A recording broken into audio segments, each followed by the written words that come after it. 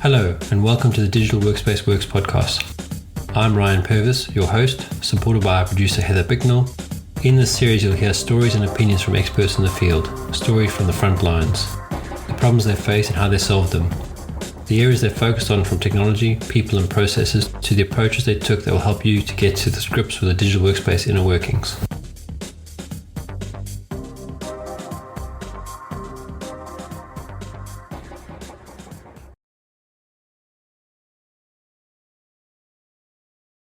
How are things? Good. You're a little quiet. Let me see if I can fix that. I haven't even, I've got this microphone and thing attached to my desk. I think I've used it probably once this year.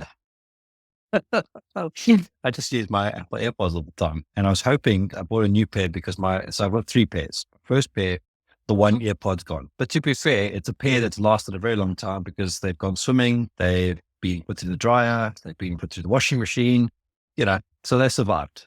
It's a lot of support for the product. But I bought a second pair because I obviously damaged the first pair. I figured they got to break at some point. And that pair I've had for a long time and they've been working well. But then, you know that, have you ever heard the military adage, two is one and one is none? mm-hmm. Yeah. So because my right AirPod was starting to go on my first pair and I had the second pair, I realized that I really had one pair. So that's bad for business. And I damaged my ankle ages ago and it's been giving me a lot of trouble. I went for physio last Thursday and I left my only working pair of AirPods in the physio room and that was closed. So the next morning I had to go fetch another pair. And that night when I realized I left them behind, I was like, no, I have to order another pair now because I can't afford this problem. And the thing is for me, I just don't want to use another type of headphone or AirPod. I'm so used to the Apple ones. I just don't want to use another one. So I ordered another pair. They've arrived now. And then what I was hoping would happen is if I leave the second pair on my desk and I put them in my ears, it would automatically connect to the laptop when I use Teams. And then the third pair, the new pair, I keep in my pocket like I normally do and use them on my iPhone when I'm out and about. But that didn't work. So there's still some work to be done there, I guess, to get them to. Because every time I come back, I've got to reconnect my AirPods to my laptop so I can use them for a team call, which just adds another 3 steps to my life, which doesn't sound like a lot, but when you're doing it 10 times a day, it's a lot. Yeah, I think that How are you? good with you on the multiple headphones journey. I think I'm on my third pair of AirPods. I actually missed the first gen because I felt like they fit my ears the best. And the other ones are really kind of bulky. I guess I have like a small inner ear. I don't know, but I have a harder time keeping them in. So I've actually for exercise have switched to bone conducting ones. Well, Like, okay. kind of wrap around your head because I don't have any fear of them falling off. And then also it's kind of nice not to have the feeling of like something inside your ear when you're sweating. So highly recommend. You see, that doesn't bug me at all. The whole inside your ear. In fact, it's become a little bit of a protection from the other people mechanism because you got people that drop their weights, which really irritates me. And I don't know why it irritates me. It must be some psychological condition. Because to me, like if you're lifting heavy weights, half the challenge is to put it down quietly. Because that means you're controlling it. That means you can actually lift the weight. But what a lot of these guys will do is they'll like overload their deadlift and they'll like lift it up and then they'll drop it down as fast as they can. And all you hear is this, which again, to my point, kind of goes, well, then if you can't put it down slowly, then it's too heavy. Like rather do 20 reps with a quarter of the weight than do 2 reps at the extreme rate. Got to get that PR, Ryan. What's the highest? Yeah, but you can. Yeah. And there's science that backs us up that it's not about how heavy it is, as long as you've got the same volume. So if you do 10 reps at 100 kilos and you get 1,000, or you do 20 reps at 50 kilos, you'll get the same muscle growth and the same muscle endurance. Obviously, there'll be slight differences, but the point is that either way, you'll get the muscle stimulation you're looking for. But you're right. There is also evidence that if you lift heavier, you will see more response. But I just think about injuries and I think about damaging the floor. And, a lot of these gyms are on the first floor and the second floor. And I just think, when this engineer designed this floor, were they thinking about people dropping weights on this specific spot, 10 times in a row, causing, fractures in the cement and the steel? It just makes me wonder, like, did people think about that stuff? I think about that stuff. Yeah. Hopefully there was some design of the gym for impact. Would hope. It's funny because I just did a strength workout last night and I just realized I'm not sore today. So that is a win because I was into Ah, powerlifting for maybe a year. And then I injured myself because I was doing a progressive overload program and just, kept the weights going up and up and up. And then just little imperfections in my form because I didn't do any like personal training or coaching or anything like that. So it was just, reading tips on the internet, right? So yeah, Because eventually I internet's always right. So, I mean, internet's always right. It tells you everything you need to know. always, and I can't check my own form. So just got to assume it's right. But yeah, eventually I injured myself. So I had to take a step back from that, then got into cardio for a while. So I've been running and then trying to balance the two, which, I know is the best in theory, but is always tricky because then it feels like you are doing neither extremely well when you're trying to fit both in. But it's about health, I guess, at the end of the day, right? Well, yeah. I mean, I don't think, I mean, I know what you mean about the cardio thing. Like if I go to gym, I just feel wrong if I don't lift some weights. And I use Fitbod for my training programs. So that used to include the cardio, but I've taken that out now. I do the cardio as a separate thing because what I was finding is when I did the cardio as part of the program and I set the program to be 60 minutes long, it would take 20 minutes of the 60-minute weightlifting out and use that for cardio. And I didn't want that. I wanted the 60 minutes of weightlifting. So now I'll do cardio separately and I'll do the weightlifting separately. And what I've found doing that is like, if cardio is a necessary thing, you really need to max out a lot to actually see benefit. Like it's fine to do the slow walking and all that kind of stuff, like the sort of zone 2 stuff. You should do that, but you should also max out because that's how you improve your VO2 max. And that's how you get fitter and fitter. And it does make a difference if you do the cardio before or after the workout. So I do the cardio before the workout because usually it's not that hectic for me. Like I'll do like a sort of a ladder up to the top and then I'll come back down for 20 minutes just to get my 20 minutes in and then I'll do the workout. But if you're trying to build muscle and stuff, you should do your workout first and then do your cardio at the end. So what I've been doing now is I do the 20-minute thing because that's the 20 minutes I've just got to do. Then I'll do my workout and then I'll do a finisher exercise, which is like burpees or, okay, my ankle's not sore. I do burpees or something like that just to get to that point where you're really sucking in air. And you only have to do like 5 minutes of that because by the time we've done 20 minutes of cardio, 40 to 60 minutes of weight training, and then you do the finisher, you are finished. There's no doubt that you have worked Nothing out. left in the tank. Nothing. And then, you go, so sometimes I go and swim for 20 lengths or 30 lengths. And my test is if I can go underwater, we've got a 20-meter pool at the gym. My test is if I can do that first push off underwater, the whole entire length, then I haven't pushed hard enough at the gym. Because I know when I've gassed it, if I haven't got anything left in the lungs to go the whole length. And it's kind of a very stupid measure, but I just like it as my measure. Because some days I can push off and I can do that entire length without a problem. And some days I'm halfway and I'm literally swimming as fast as I can, holding, like, because you're holding your breath before I get to the other end. And unfortunately, because I'm underwater, there's no data. I can't see what my O-ring's saying. I can't see what my Apple Watch is saying. Like there's nothing they can't measure because obviously the water's in between the contact points and the skin.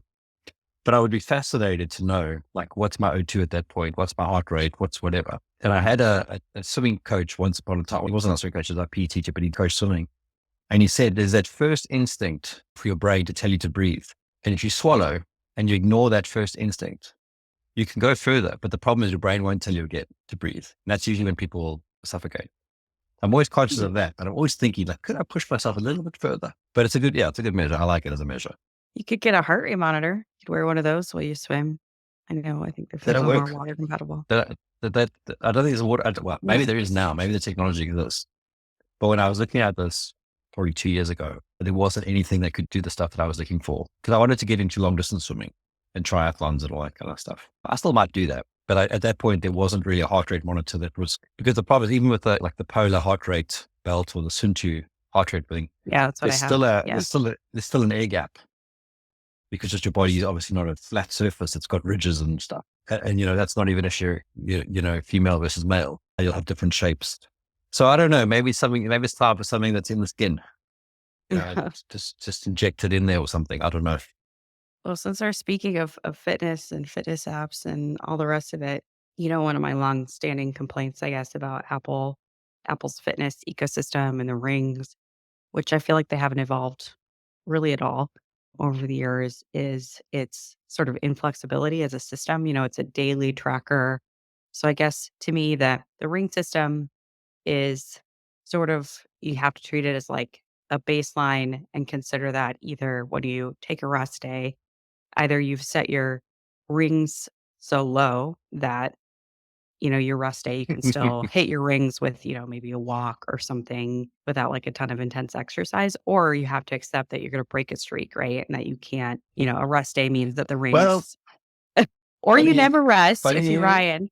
But funny you mentioned this. I'll tell you my yeah, funny story of okay. Sunday. So I don't know what was wrong with me on the weekend, but I was absolutely exhausted. And I'm back on the caffeine now. So I'm having caffeine in the mornings.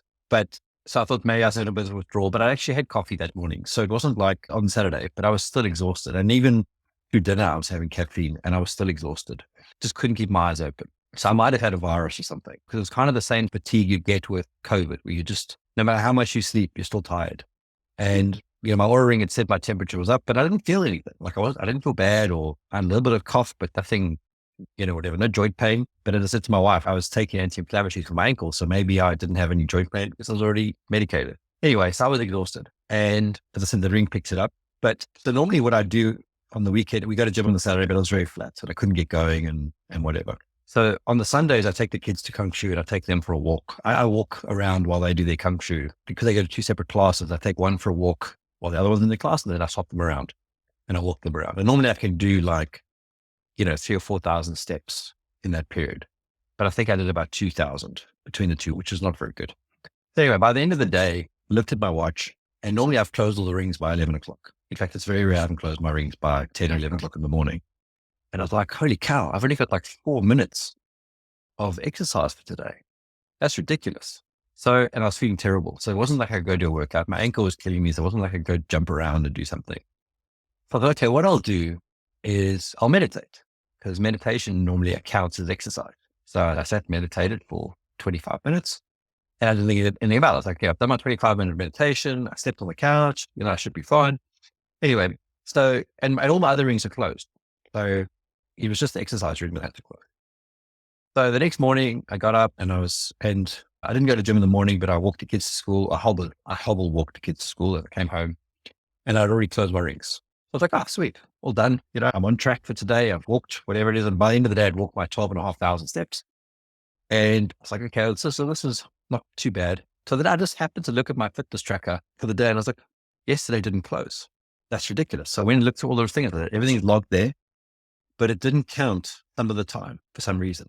I couldn't figure it out. So I turned my phone back to Sunday manually, and I ran my phone for 5 minutes doing something just to get that bloody ring to close, because I was adamant it had to close, because as far as I was concerned, I did the exercise for Sunday I needed to do. And the only thing I can think is some weird algorithm or some weird overlap caused it not to synchronize. Because then after I fixed it and put it back to normal, the exercising went up to 40 minutes, not 20, 25 minutes. So like, that's bizarre. So it's almost like I unblocked something, but I still have to go back in time to fix it, because I've got like a 3-year unbroken streak. Wow. That's impressive. It's for me with any other watches. Like I saw a really nice Samsung watch. In fact, I've been using Android off and on the last couple of weeks, and I've been looking at watches for Samsung, and I was looking at a really nice Garmin watch. Yeah. And I was like, yeah, but I got to break my thing then. I can't do the rings if I do that. And it's like, that's how they've hooked me on the gamification of the rings. And I did drop my activity thing from 30 minutes to 20 minutes now on my rings, because I refused to not pass them. But now there is I think I've told you this one before. There was IBM did this with their salespeople. I don't know if they still do it, but they give them a really low sales target. So like, let's say that, it's $1 million or whatever it is, because they want them to hit it. Because once you hit it, you're more motivated to carry on. And if you put a sales target that's too far to get to, you'll never get to it. So you get demotivated. And I think it's the same thing. So I put all my stuff really low, but then I hit it every day. And when I look at it and I've hit it, I'm like, yeah, how many times can I go over it? So sometimes I try and aim for 6, 8, 12 times what the exercise thing is. Wow. Just because, but it's 12 times 20 minutes.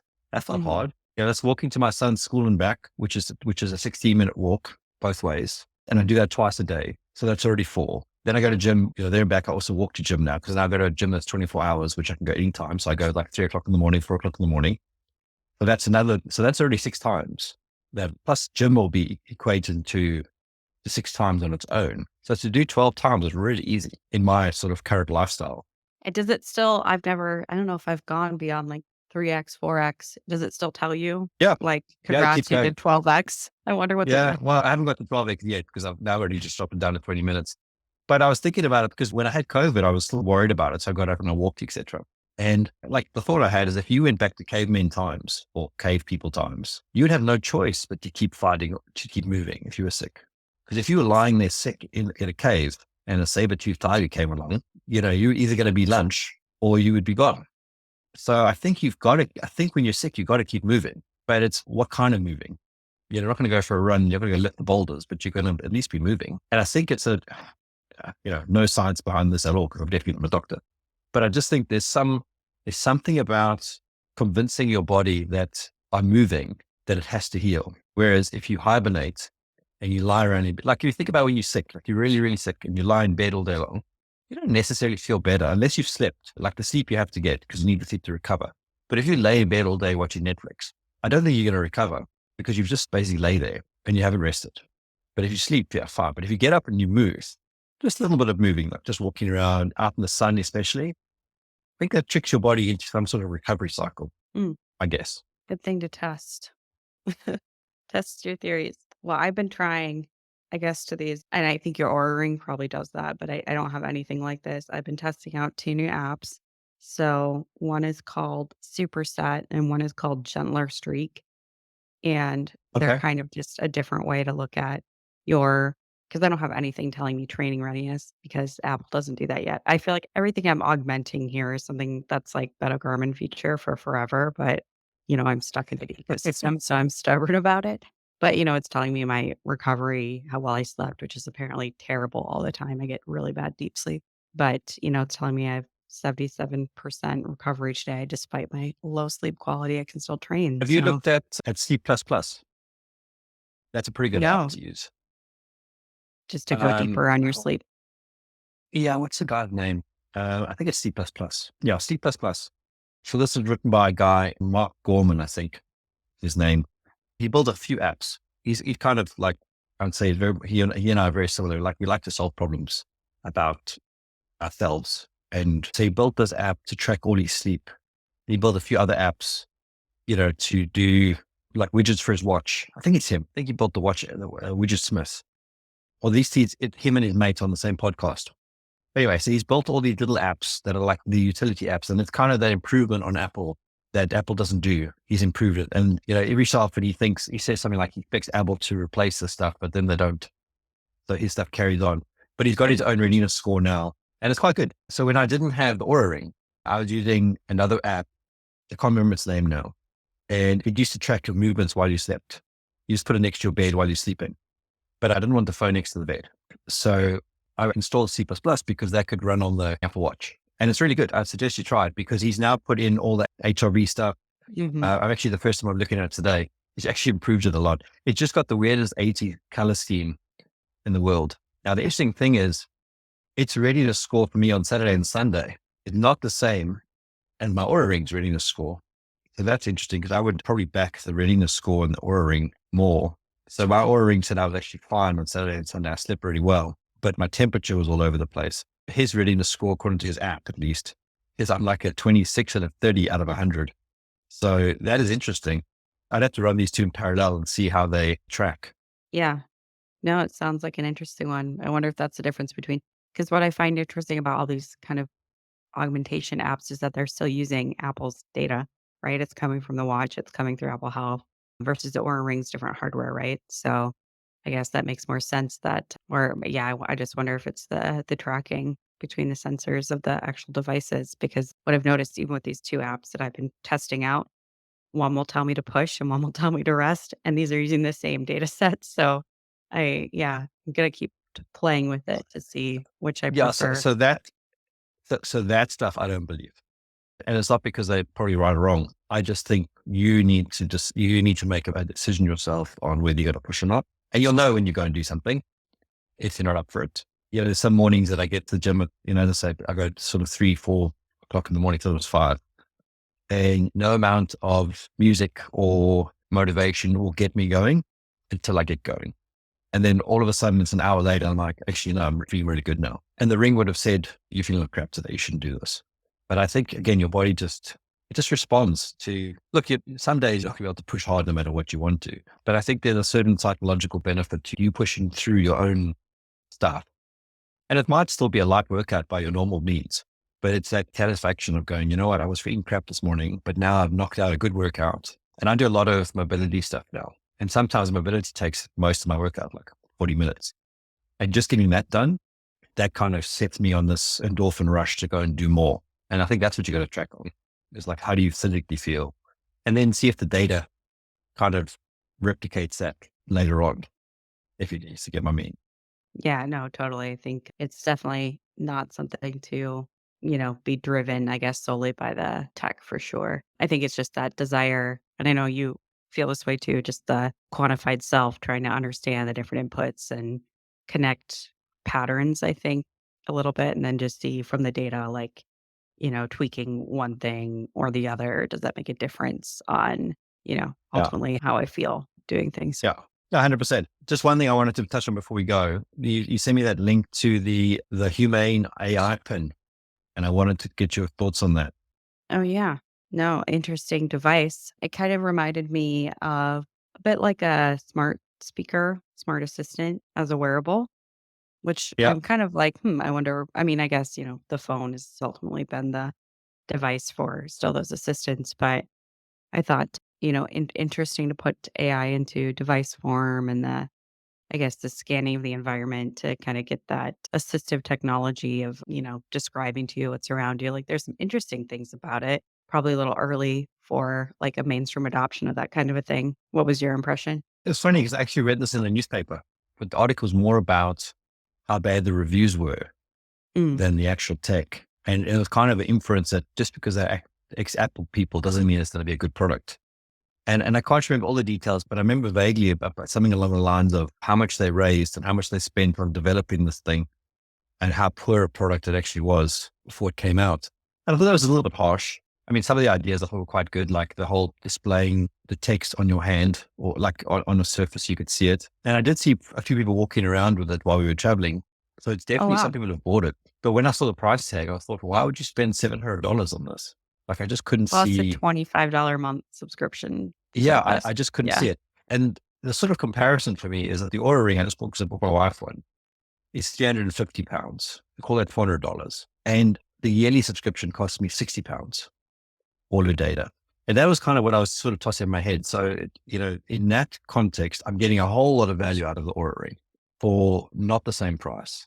And I couldn't see the value proposition of this thing. I just really couldn't. So I'd be interested to see if they carry on, but I got a funny feeling they won't. I think they'll be dead unless they pivot to something else. I Yeah, don't they know. might be. I don't know. Yeah, seems like a very prototype-ish kind of Google Glass, maybe ahead of its time, but it's But, interesting. but, Yeah. but talking about Google Glass, so my Ray-Bans that I Mhm. used, amazing, absolutely amazing. Okay. We did a holiday, went to the Maldives and to Sri Lanka. I use those things all day long, taking photos of everything. To the extent that every time I wear other glasses and I think I had to take a picture, I'm like, oh, it's not my glasses. Damn it. That is such a useful gadget because so many times, like I'd take the kids out, we go walk on the beach. I wouldn't take my phone with me. I would just have the sunglasses with me and I'd just take a picture or just take a video. I tried Instagram Live for the one video as well. In the middle of a tropical island, I was taking little video snippets and I was going to put them on Instagram. What an amazing toy. I'm getting my wife to pay now as well because it just is useful. And you can listen to music, you can take phone calls, and it works really well, even in the wind. Hmm. So Very cool. the only thing is that overheated in the sun. Oh, Um, but that's it not does great. warn you. It says that this device is reaching critical temperature. To continue using the sun tonality, please cool it Mm. down or some nonsense. But it doesn't take long Okay. to cool down. So anyway, I'm going to run, but that was good to catch up. Yeah, good chatting. Talk to you next time. Okay, so Bye. cheers, bye. Thank you for listening to today's episode. Heather Bicknell is our producer and editor. Thank you, Heather, for your hard work on this episode. Please subscribe to the series and rate us on iTunes or the Google Play Store. Follow us on Twitter at the DWW Podcast. The show notes and transcripts will be available on the website www.digitalworkspace.works. Please also visit our website www.digitalworkspace.works and subscribe to our newsletter. And lastly, if you found this episode useful, please share with your friends or colleagues.